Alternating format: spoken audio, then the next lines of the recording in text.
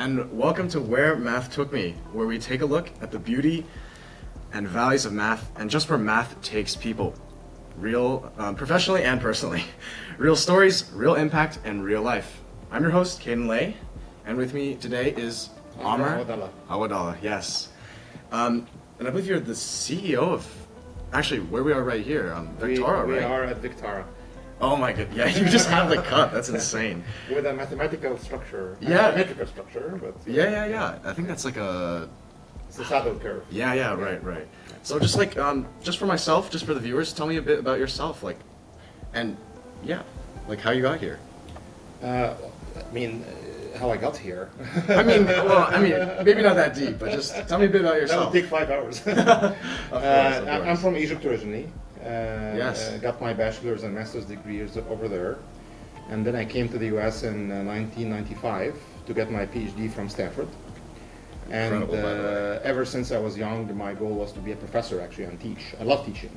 And my dad is a professor, so he told me when you grow up, you're going to be a professor like me. But then I joke and say Stanford corrupted me. Oh, wow. Because Stanford is a very entrepreneurial school. Oh. It brought me away from the teaching mission. 100%. Stanford, from day one, they teach you about how amazing it is to be an entrepreneur, how easy it is to build a company. I see. How do you pitch? How do you do sales, marketing, all of that. Yeah, from day one, they teach you that. Yeah.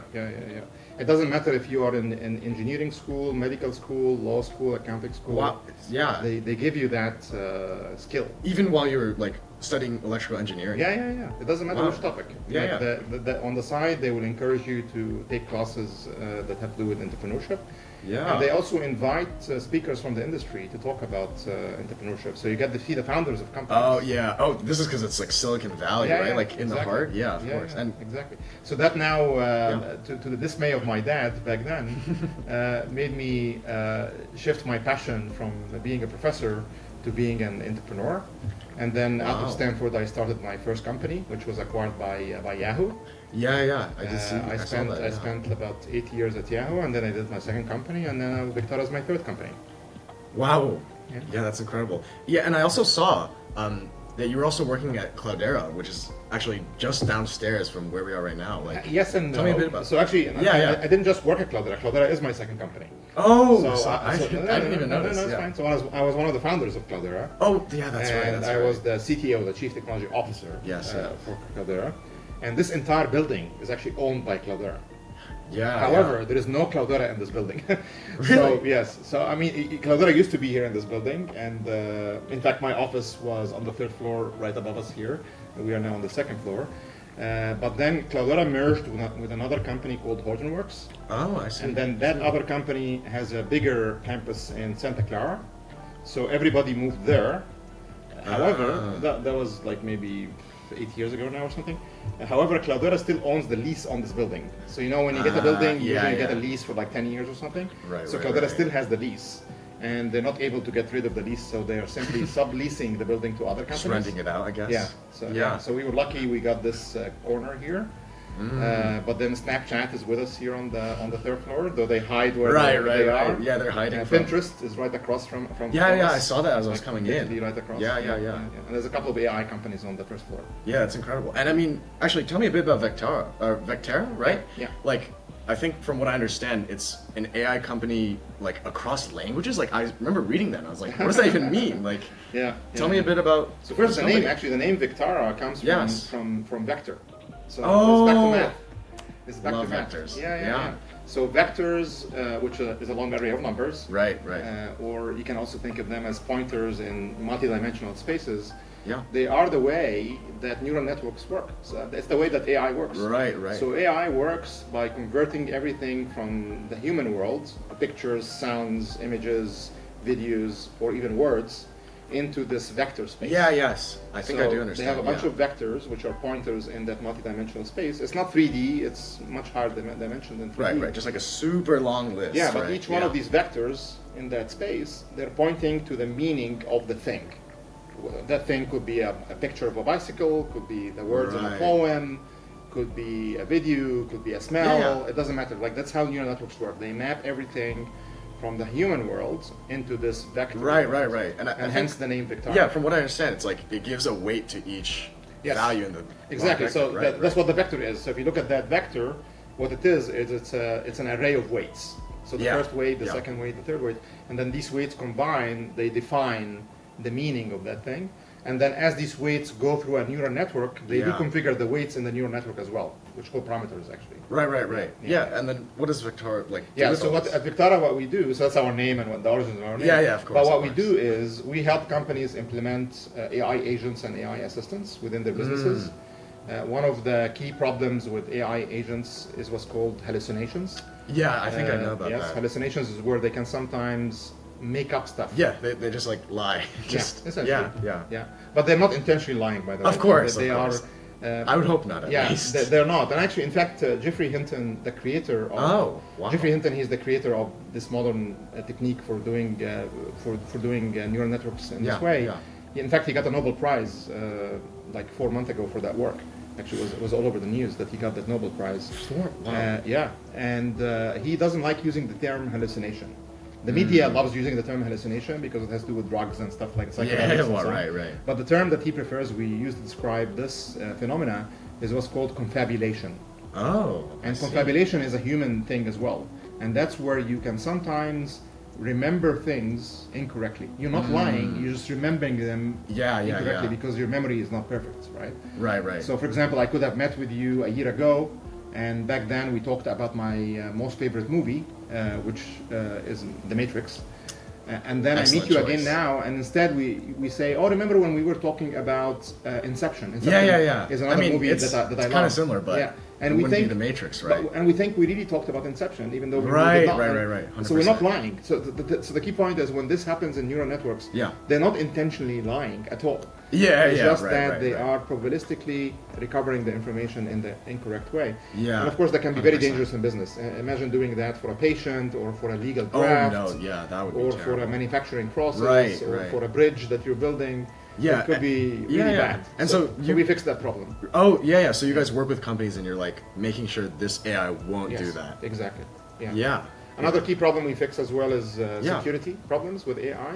Oh, So I see. sometimes AI can be tricked. The newer AI systems can be tricked. Oh yeah, Like yeah. we can be tricked, right? Social Right, engineering attacks. You know, when somebody sends you a pin code, oh, this Oh, Amazon right, order right. came in for $50. Yeah, Click yeah. now to reverse the Well, order. look at this delivery, Yeah, right? yeah, right. and then you click on it, and that's how you get infected. So with large language models, you can sometimes trick them to reveal information to you that you're not Oh, supposed wow. to see. Yeah, I didn't even know that. Yeah. You can force them. You can say, for example, let's say I work in a company, Yeah. and the CFO for the company, they're allowed to see everything, including the revenue of the company. But people in the company, especially if it's a public company, they're not allowed to see the revenue, because if they see the revenue, Right. then they can short the stock or buy the stock ahead Oh, of time. That's called insider trading, Yeah, which yeah. is really bad.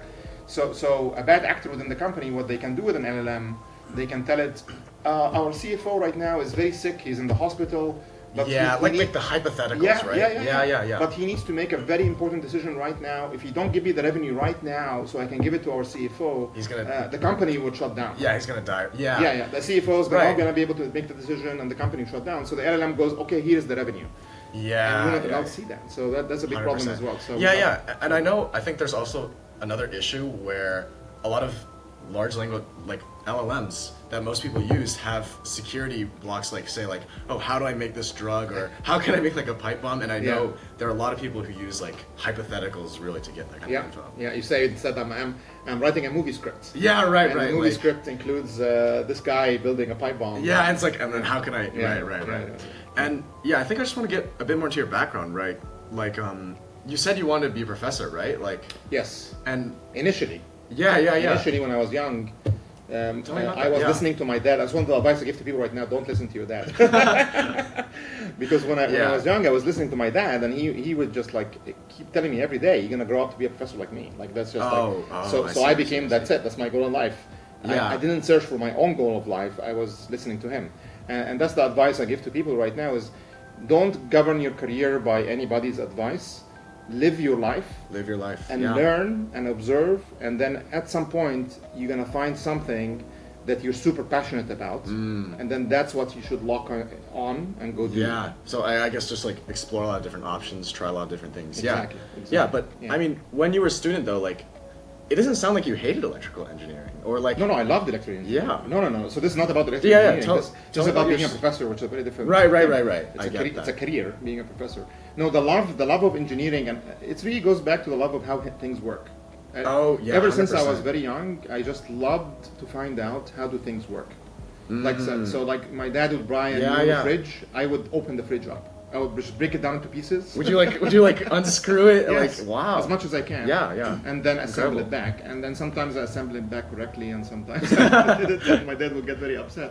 But I always had this hunger in me. It's the curiosity of finding out how do things work. Wow. And that started first in the early years with physics and chemistry, which are, and of course, humans with biology. Humans work with biology.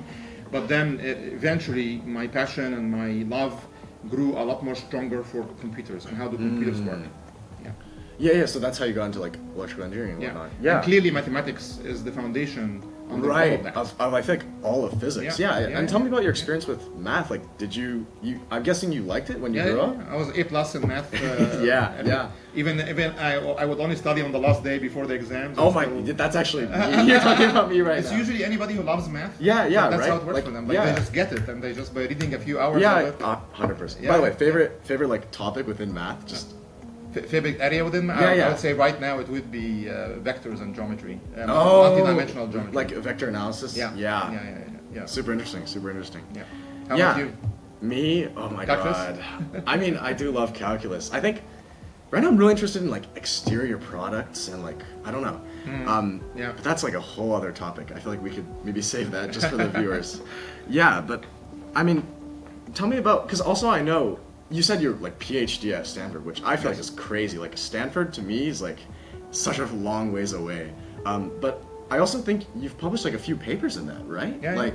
What's your experience with academia, and what would you say about people who maybe want to get into academia? Don't. Seriously? Just instantly?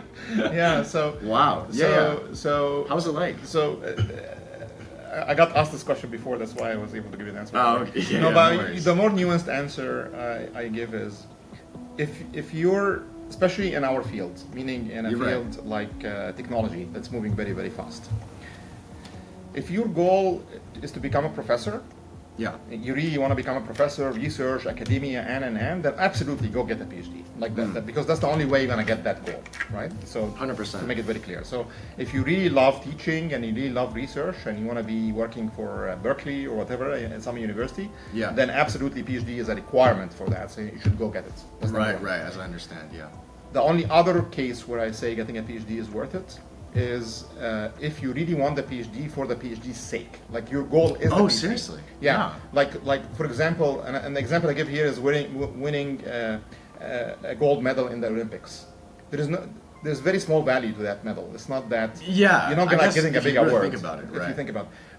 But people pursue it because they want that medal. Like the medal is the goal. Yeah, I see. Like winning that medal, getting that PhD it gives you meaning and it makes you fulfilled. 100%. So if you have one of these two things, then yes, go for the PhD. Otherwise, it's not worth it because the PhD takes a very long time. It takes It takes anywhere between 4 years if you're really lucky. If you're lucky, If you're lucky, If you're lucky and work very hard, 4 years. That's the short span on a PhD. Insane, unless if you're Einstein. Well, I mean, we're not going to include him.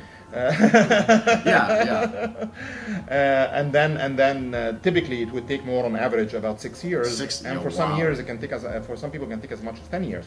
So that's just in our day and age with technology.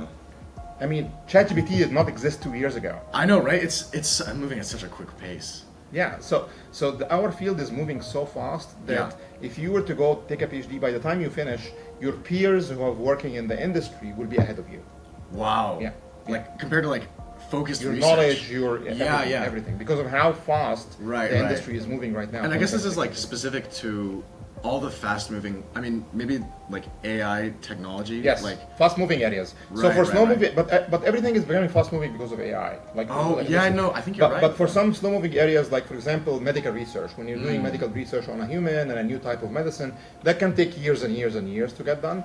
So PhD maybe still has some value there, but AI is even speeding that up. right? So, Yeah, yeah. So for example, I think there was the thing with like proteins. yes, yeah, that was yeah, exactly, yeah, yeah. exactly. So 100%. you read my mind. So, Yeah. so Google has the system they launched a few years ago called AlphaFold. Right, Which I've is, heard about which is that system yeah. that folds protein insane structures. to me, like- yeah, it's insane because before that system, it used to take a PhD student 5 years, 5 years To do like just do one protein, right? Yeah, one it's, protein. it's amazing. That system was able to fold every single protein in existence, 2 million of them, in 2 years. Done. Yeah, I just So can't. you cannot get believe a PhD in that topic anymore. It's gone. Like Yeah, because yeah. It solved all of them, right? that field is eliminated. So any after that, student who was right. working very hard on getting their 100%, yeah. now that they need to go do something else. So that's kind of the analogy here. Is if you feel the research is now moving so fast because Yeah. of AI, then you're better off being in industry. You might as well just work academia. with it directly, Yes. right? Instead of like researching. Exactly. Yeah, yeah. And I think also this kind of like obsolescence, like with a lot of knowledge, especially in academia, like I kind of just want to tie this into another question I have, which is, I mean, maybe not specific to math, but what do you think about knowledge, like human knowledge in the face of AI? Like, do you still think, I mean, just like math as an example, like do you think it's important for people to have a math foundation or a math background, even with all this AI that's Absolutely, evolving? absolutely. I think, Yeah. absolutely. Like I think mathematics. Like some people ask this question of what is the most universal language in the entire world, and some people will say English, of course not. Yeah, I mean, Some yeah, people that will would just be wrong. some people will say music, which actually to some extent music notes is very Suppose, yeah. very common across all countries. Yeah. But the only language which is truly 100% common to everything that we do across the entire world is mathematics. Yeah, you'd be right. Yeah. So if you really want to understand how the world works, in any domain, you need to have a very, very good mathematical foundation. There is no question about that. So that is not going to go away, and we have to be very careful with our kids in schools to Yeah. still give them enough time to 100%. understand the fundamentals of mathematics before they are exposed to AI systems that can help do that for them. In the same way that Yeah. we had calculators, and we wouldn't give calculators. You wouldn't get a calculator when you're learning how to add and subtract and divide. I remember that. I was Yeah. like, I've seen my parents use calculators. Why can't I? But Yeah, I know what you're talking and about. you can't 100%. because we still want you to know the fundamentals It's the first foundations, yeah, before yeah. you start using them. But then after you understand the fundamentals, we give you the calculator. Right, We give it right, to right, you, right. And you become a much better user of the calculator because now you understand the fundamentals. Yeah, So I think definitely I think I agree with you that we need to be careful with AI to not get overly dependent on it when we're learning the essential skills. I see. Otherwise, we won't be able to control AI in the right way. Right, and frankly, right. our IQ will drop over time. And there is a Yeah, that's kind of true. there is a very funny movie I recommend you and your audience watch called Idiocracy. Oh, Idiocracy. Idiocracy. Yeah. Yeah. I don't know if have you seen it? No, I haven't. Yeah. So it's a very funny need to check plot. it out. It's about a world where AI took over and Oh, all no. humans became so dependent on AI, so they became stupid. This better not be like like a prediction for the future. And then a very normal AI, a very normal guy from the current age, not from the future, went in some sort of sleeping chamber, and he was an average guy. He was like average IQ, like just normal guy. And then he woke up 300 years in the future, And and he's now the most intelligent person in the world. No, yeah. It's hilarious. 100%, yeah, So yeah. I highly recommend you. Hopefully that doesn't happen to us. I think know, right? I think that would happen to us if we like stop teaching people just like the foundations of math, right? Exactly. But I mean, I also have another question because I feel like a lot of the times, like for example, like I'm doing a bit of calculus myself, or like people are doing a bunch of super high level crazy math, like, but a lot of the times you don't really see that like used in the real world. Like, what do you think the value is learning subjects like that? Yeah, so that's a very good question, and that applies to all subjects we're studying, whether that Yeah, no, be you're right, you're right. chemistry, biology, physics, literature, Yeah. history, you name it. And I think the way I look at it is, and as we're growing up, we are still searching for what's our passion. You right now think and believe your passion is Yeah, mathematics. well, Is it really mathematics? We don't know yet. I mean, I don't really think it is, but I think it's something that I'm good at. I can keep doing. But is it your true passion? You don't know. Right, and right. that's the whole point. You don't know what you don't know. Meaning you'll never know what your true passion is I've heard that before. unless if you are exposed to more and more things. So that's why I still think there is a lot of value to learning a lot of things like biology, like chemistry, like physics, like math, like not because you need that learning. It's because that learning is what's going to help you know the unknown and hence find your passion.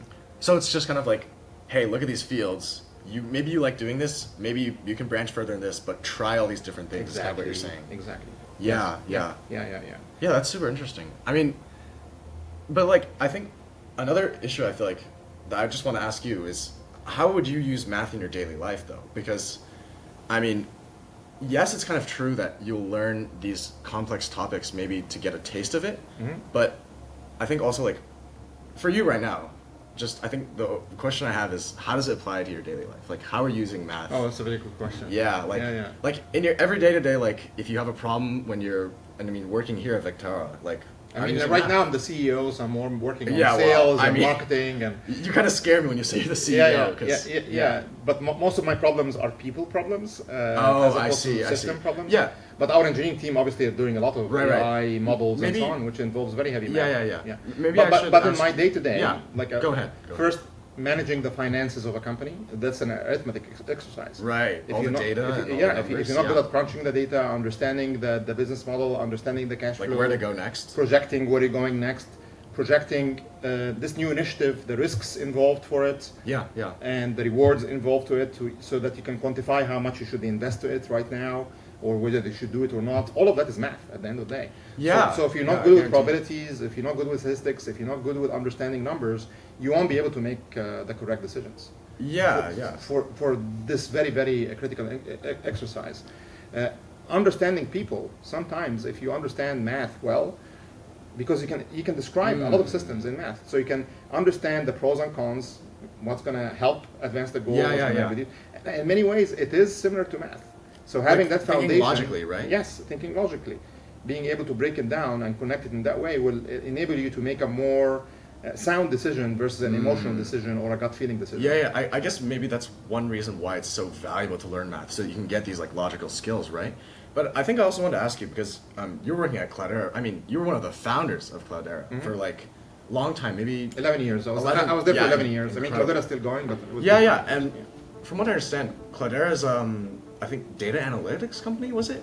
Like, what do you think the value of math is for a company like that, and what was your role working with math in that company? Yeah, so I mean, Cloudera was about big data and how can we extract insights from our data for what we're trying to achieve. This is really, and it's best explained with an example. So for example, go ahead. One of the customers we had at Cloudera, maybe we still have them, I'm not there so I don't know, was a hospital chain, and they had this problem. They had the babies in the neonatal intensive care centers. Oh, yeah. Inside of these incubators. And the babies can't speak, right? They still. I would hope not. And actually, I would hope they would at someday. As soon as you're born, we put a chip in your brain and you can speak. That would make. I think that would make our lives. I don't know. It might change our world in a better way. But anyway, so the babies in the incubators cannot express if they're happy, sad, if they're hot, if they're cold, if they're hungry. They just cry, right? Yes, they just cry, and the really good nurses can read that. They can read the cry, can read the body temperature, can read the signals of the body, and they can tell this baby is now cold. Somebody needs food, or hungry, whatever. And that medical chain, what they wanted to do is, can we train an AI system to do that? Because our average nurse is not able to do it. Sorry, I have AI glasses and a message coming in, so no worries. So what they did is with using Cloudera, they trained the system that was observing how the expert nurses were making their decision, and now the system was able to make decisions just like them for the average nurse. So above the crib where the baby is, there is a screen, and then it will tell them on the screen, this baby right now is really cold, you need to increase the temperature. Or this baby right now is really hungry, it's time to give them a meal. Super impressive. And now any nurse could do what only the super nurses were able to do. So Cloudera basically takes like all this info and then tries to make sense of it for other companies. Yes. So essentially you can think of it as the input data, which is all of the signals coming from the baby's body, the sounds they're making, the images of their face, and then all of the previous labels of the previous expert nurses labeling. This was an example of hunger. Right, this was an right. example of cold, or want to be held, or just sick right now, high temperature. So they labeled all of these things, and then now by giving that to the a big data analysis system, which is machine learning essentially, it can build a model that can do the same thing. Yeah. I mean, this kind of feels like the whole like vectors. It's and very similar. Kind of like what AI is doing. Yeah. But I mean, when you were working at Cloudera, just kind of getting back to my question, like, how did you use math in your day-to-day then? Because I feel like compared to now, right, as a CEO, you're managing people, but I feel like, I mean, I don't know if a CTO is similar, but CTO still has a big management function of people, but also CTO is helping the team design the different systems. And when you're designing different parts of the system, you have to look at the different performance metrics, the trade-offs between memory, disk, CPU, power consumption. Oh, wow. There's so many formulas that go into making that a productive system. I guess that's because Cloudera, you guys would have a bunch of like computers, just you guys would own and then taking data. Our customers would. So our software, essentially our software, one of the other key benefits of it is the Cloudera software will get this installed on hundreds and hundreds of servers.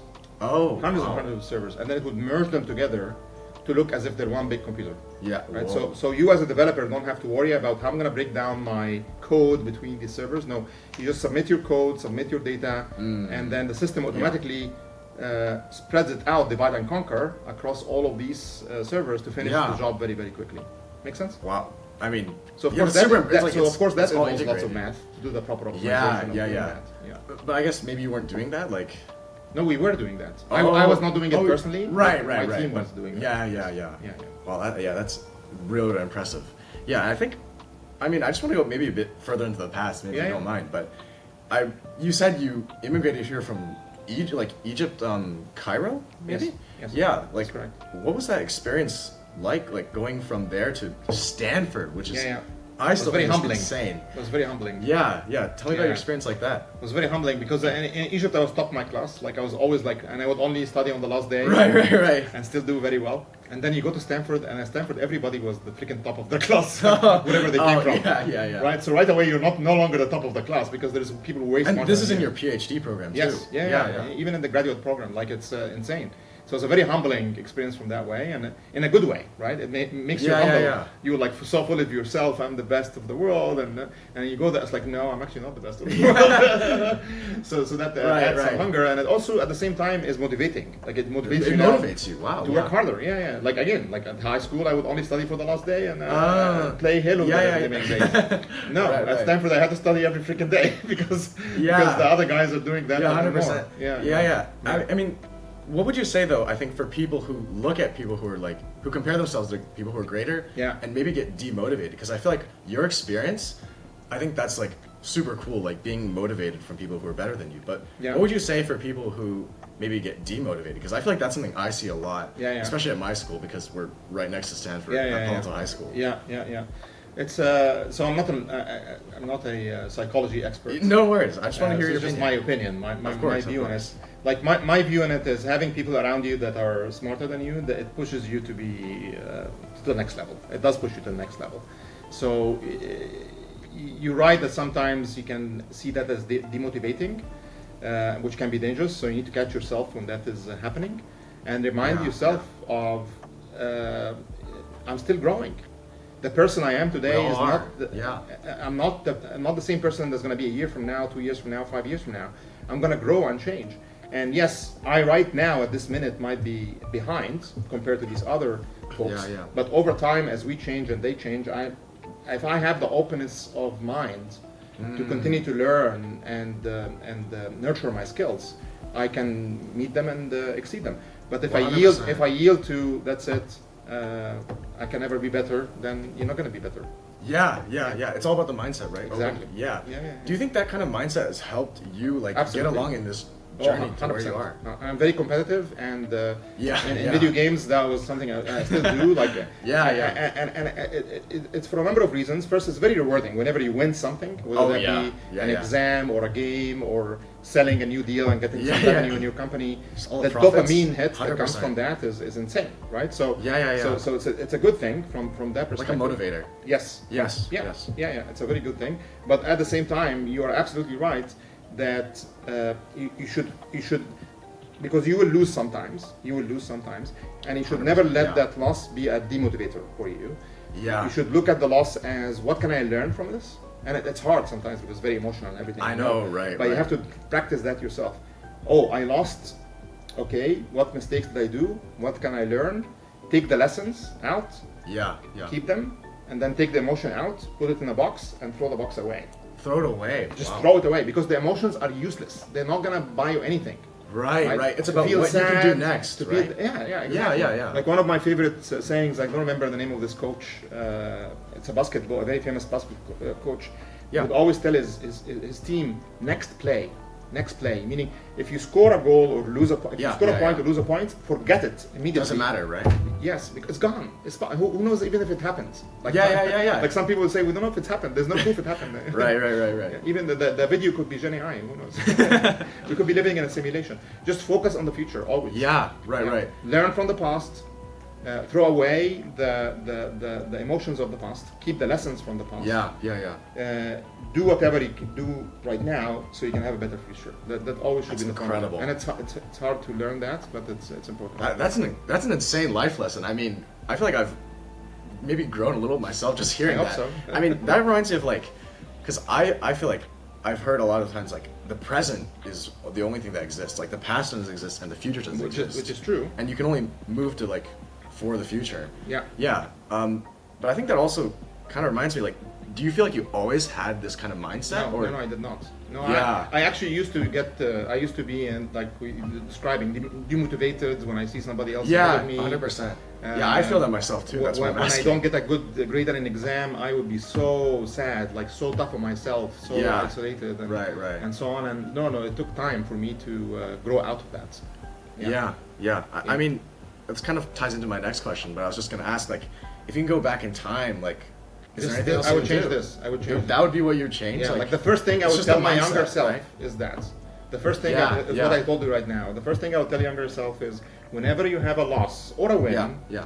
the immediate thing you should do is learn from it, what worked and what didn't work. Yeah. What did you do wrong? The second thing is Right. enjoy the emotions, but take them, put them in a box, the good emotions, the bad emotions, and Throw 'em just away. throw them away. Yeah. Because you need to move on to the next battle. That's what I would tell myself. Wow. Like act like a robot. Act like the AI that That's you're what the AI trying to would do. build. Like if you look at the AI would take the lesson, Yeah, would take what yeah, it yeah. learned, zero emotion, no emotion whatsoever. We cannot be like that, unfortunately. I know. We still Right, carry right, emotion. right. And just move on to solve the next problem, even better, using the learnings that I just got. Wow. And it's easier said than done. Like I that, know. that's it. Right. Yeah. It takes a lot of time. Like, how long do you think it took you to get this kind of? 30 years, maybe. 30 years. Oh no. I don't want to demotivate you, but, Well, yeah. but I mean, it takes time of because course, it is in our DNA. Like our DNA, the flight or fight response, which comes from our Right, ancestors. right. That is really the emotions part of, like, when something good is happening, you're happy, and when something is bad, then you want to shut it down, you want to leave it, or you want to fight it. That is it helped our ancestors survive, right? It helped them, and it was very, very useful for them. But we don't need it as much these days. Yeah, I mean, we're not gonna die. We're not gonna jump off a cliff. We don't have a lion that's right. gonna jump on us. So for us, we need to be focused a lot more to be logical creatures as opposed to intuitive creatures. And one of the things you have to always remind yourself is, my immediate reaction from sadness or from demotivation, or that is not you. That is your defensive brain. Oh, yeah. That I is see. coming. It's not your logical brain. It's your defensive brain coming up. Your logical brain takes a few minutes to act, and even days to act. Days. Wow. Yes. Yeah. When emotions are kicked in. Yeah. Right. So you think like the big thing is making sure that the logic overtakes anything else. Yeah. I guess maybe this ties back into math. Yeah. Really, like. Yeah. Do you think math is And math helps with that. how that happens? Yeah, because a big Yeah. part of math is logical thinking and proving theorems and Right, going through proofs right. all around that. So It's taking what you have it and does trying to give get you the that result. skill, right? Yeah. But you need to link it back. Like some people will have very, very good math skills, but they will not focus on how can they link back these math skills to managing to their own life. Yeah, yes, right. exactly. That link is super important. I have to agree. Yeah. I think also, like, do you think this would matter, like, do you think this would be different for people who aren't good at math or don't like math? Because, and what would you say for people who have like a bad relationship with math? First, I think it's okay to have a better relationship with math. Like I don't think, I agree. Like I love math, and I think math is a universal language, and we all should learn it. But at the same time, I recognize that there is so many different dimensions of this world that we live in. Like, for example, I don't love sports at all. Like I don't have a sports gene. Like I don't like watching sports. I don't like playing sports. It's not my thing. It's not for everyone, of course. But I respect people that love sports a lot, right? They have passion for it, and just look at Kobe Bryant, or look like any amazing athlete that accomplished a lot, and it's like amazing the discipline they have and what they're able to do. So you have to respect that. That's why, like, I'm not puzzled by people that don't love math, because some of us will love math. It's not for everyone, right? It's not for everyone. Right. But I would say the same thing I said to you earlier is, when you're younger and you're still growing, you don't know what you don't know. Exactly. So don't judge about something, whether that be math, physics, or literature, or sports, or whatever, right away. Give it its time. Like try to learn it a bit, because maybe you don't love it because you don't know it, and after you get to know it a bit more, you find out, wow, actually this is really cool. Right? So give it a chance. That's what I would say. So not just math, anything in life. Anything. Especially early on in your career, in your learning. Right. Give everything a chance. Even if you don't like it, even if you think you're bad. Because you don't know yet. Like, how can you say you don't like it? Yeah, if you don't know. If you don't know it, if you haven't studied it yet, if you haven't 100%. learned more about it yet, how can you tell you don't like that you don't like it is a false signal that probably is coming from your flight or fight all back to response that, right? versus your logical response. Giving your logical brain time to parse that matter, that subject area, that new concept a bit more, will now allow you to reach a logical conclusion of whether you truly like it or not, versus 100%. Relying on your lizard brain. Right. It's like all about the logic and making sure you know how to get data and what to do with it, rather than thinking like, oh, intuition. I lost. Intuition is not always right. Like people think intuition is Intuition is not always right. I guess that's what you've learned. Like, in fact, intuition is not even you. Intuition is not you. Intuition is your defense system. It all ties back to the fight or flight. Yeah. I think, I mean, I've learned like so much just from your experiences, and I think maybe in terms of career, like what would you tell young people who like math, maybe they like any specific subject really, what would you say that they should do in their career, like for their future? Like, because I mean, kind of for myself as well, because like I love math, but I did hear you were saying earlier, like, don't do academia, like steer clear from it. Yeah, but you don't need to. SpaceX flying rockets into space needs somebody who loves math. You do, We here at Vectara designing new algorithms for neural networks. It needs math, right? It needs math. But I think building a bridge needs math. There is so many things that need. So I don't think they're the same thing. And by the way, if you love academia, then that's fine. That's also beautiful. Of course. That's fine. Like I said, that's one of the options that you can It's not for everyone. But the most important advice I would give is that in your early years, try to learn about as many things until you find the thing, and you will know when you find it. Like that makes you super happy. Like I'm super happy singing, I'm super happy playing football, I'm super happy doing math, I'm super happy doing biology, I'm 100%. super happy learning about the human body. Like you're gonna find it, it's gonna click, and once you find that, that is your career. That's what you should focus on, because once you go into the industry and once you go working in companies and so on, one of the most important things that will make you stand up against all of your peers, you're going to be everybody else that's doing the same job that you're doing, your manager, your boss, your investor that's investing in your startup, they are going to see you more if you love what you're doing. Oh. Yes. They're going to see that when you're working on this thing, there is excitement. You're not doing it just because it's a job. Just because of the money, no. You're doing it because you love it, right? And that's going to make you go the extra mile, meaning you're going to do a lot more than your peers. Right. That's going to make you persevere, and persevere is one of the hardest skills we need to learn. Persevere is, you fall down, you face an obstacle, you face a problem, you stand up, you learn the lesson, you dust off. Ties back to the box, right? Throw it away. Love does that, right? When you love something, deeply, it makes you forget the pain way quicker. Oh, I see. Because you want to keep doing it. Yes, because you love it, you enjoy it. So, and you know that I don't care. Yes, I face this problem. Yes, this investor did not give me funding for my idea. Yes, this customer said no. Yes, this company turned me down for my dream mathematics job. That's a lot of issues, right? But I love it. I'm gonna keep going. I'm not gonna let that stop me. So Yeah, perseverance yeah. comes out of that. So it all goes back to passion. Like All back to passion. yeah. Passion is what's going to make you super successful in life. So the most important advice I can give somebody is find the thing that you're most passionate about, whatever that thing is. Wow. Even if it's Mr. Beast. Do you know Mr. Beast? Yeah. Everyone knows Mr. Yeah. Beast. Why yeah. did Mr. Beast become so successful? And if you go back and study him in the early days, he loved failed. it. He loved it so much, and he failed Yeah. so many times over and over. He never gave up. He try again, different way, different way. But that's different because way. he loved it, is what Yeah, you're saying. exactly. Yeah. He wasn't doing it because it's a way to make money. He was doing it because he loved it. Eventually, it became an amazing way. Yeah, to make I know, money. right, That came right, later, but it's all started with that passion and the love. So that's the most important advice I can give. Spend all of your All the time young people, right. finding what you love. Right now, don't if you don't trust your intuition when it says don't love math. No. Learn a bit about math. Learn a bit about physics, because that's what's gonna now allow you to truly find what you love, and that's how you're gonna succeed in life. Yeah. Wow. And for you, that would be when you got in touch with like entrepreneurship, right? Like No, I think that's Really? no. For me, that's very early on when I found that I have a love for finding out how things work. Like I had this passion for I finding see. out how things work, whether they anything, any device, any computer. And my dad, I give him credit, to my mom as well, that they encouraged that in me. Like they would bring me new things Yeah, to break down, yeah, to yeah. open up, to see how they work. They would send me to classes that are teaching how a TV is Oh, built. wow. How yes, Yeah, super cool. I mean, now it sounds like but back then the computers were not easy to get back then when I Yeah. was your age. They bought me a computer, right? They got me a computer. It was very expensive, and they still invested in getting that because they saw in me this passion for finding out how things work. Right. Yeah. How does that tie into like what you're doing right now? In many ways, building a company is about any startup is about finding a problem that somebody has.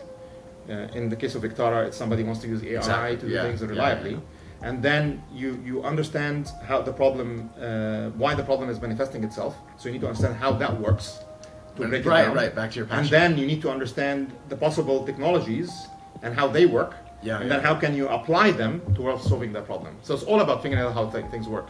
finding out how the problem works. Yes, finding out how the problem Right, works right. and why the problem is How happening. the solutions work. How the possible ways of solving Yeah. the problem come together, and then picking from them the best of the best to put together as a solution for that problem. Wow. In many ways, Yeah, that's yeah, what yeah, startups yeah. are. But do you think you would have used your passion of finding out how things work in another field? Like, Yeah, do you yeah. think that's a possibility? You can work at the Google and do that. You can work at a big company, a pharma company, and design a new Yeah. medicine. How does the body react to the coronavirus? So yeah. And Like, how even in other industries, Yeah. you still think you'd be in many doing ways, that? yeah. That Yeah. curiosity for how things work underlies many industries. Yeah, Wow. yeah. Yeah. How are we doing on time, by the way? You're okay. Okay. I'm having fun. This is a fun conversation. Yeah, Yeah. but it's okay if you're done. We can conclude. It's okay. Yeah, I don't know. I think that was a really eye-opening conversation because I think just the biggest takeaway is just always look for the future and don't put yourself down and try as many things as you can. Find what you love, right? Yeah, and learn from the past, but throw away the emotions of the Throw past. away the emotions of the past. They're useless. They're The useless. emotions from the past will only put you behind. Yeah. They yeah. will never move you forward. Exactly. The lessons from the past will move you forward. So learn the lessons, but then forget the emotions. And that's the most, like, one of the hardest thing to do, because we as human creatures, Yes. we're so emotional. Fight and flight, We yeah. hold on to these emotions. But The you can intuition learn- is not you, right? Yes, the intuition is not Yeah, you. yeah. It's your defense system. Yeah. Yeah. Thank you so much for your Of time, course, though. my pleasure. Of course. I had a really fun time talking to you. Yeah. I mean, same thing here. I really hope all the viewers can learn a lot from this because no doubt If they just learn one lesson, which is love what you work on, what you're love working what on, you're working on. and don't do what your dad is telling you. I think they're gonna be okay. Yeah, I don't think they know, but my dad is right behind the camera right now. That's why I keep saying it. Yeah, I think he's cool with that. I can see it in his eyes. Yeah. Yeah. A thumbs up from there. Yeah, Okay, yeah. well, Cool. thank you so Of much. course, my pleasure. I appreciate it so much. Great chat. Thank you so much.